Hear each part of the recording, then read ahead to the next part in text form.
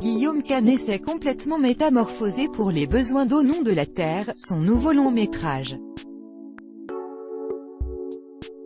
Pour sa compagne Marion Cotillard, le comédien ressemblait à un acteur porno des années 80 avec son nouveau look. Près de 5 mois après la sortie de Nous finirons ensemble, Guillaume Canet fera son retour dans les salles obscures le 25 septembre prochain. Avec Au nom de la Terre, le comédien et réalisateur repasse devant la caméra et prête ses traits. Pierre, un agriculteur qui sombre peu à peu face aux difficultés pour tenir son exploitation. Une histoire touchante, largement inspirée de la vie du père du réalisateur Édouard Bergeon. Extrêmement fier de ce projet, Guillaume Canet souhaitait absolument y participer, notamment pour rendre hommage aux personnes travaillant dans le secteur agricole. Comme l'acteur de 46 ans l'a expliqué sur le plateau de Vivement Dimanche, le long-métrage a aussi la capacité d'éveiller les citoyens sur leur mode de consommation des aliments. Raison pour laquelle le comédien s'est totalement investi dans son rôle, n'hésitant pas à changer radicalement de look.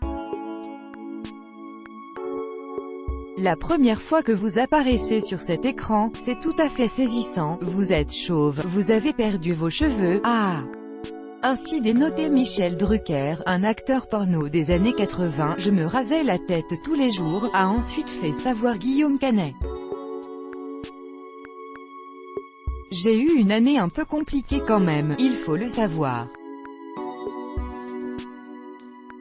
On a tourné l'hiver et l'été, une confidence qui a immédiatement attisé la curiosité de Michel Drucker. Ça veut dire que, pendant 2 ou 3 mois, Marion Cotillard avait un chauve dans son lit, a demandé l'animateur avec humour.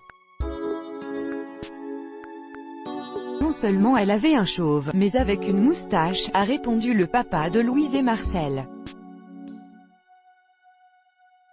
Mais, elle m'a avoué quand même que je ressemblais beaucoup à un acteur porno des années 80.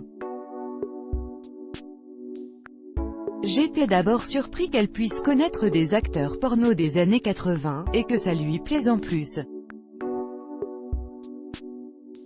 C'était un peu surprenant, une comparaison hilarante à propos du couple, toujours aussi rock'n'roll.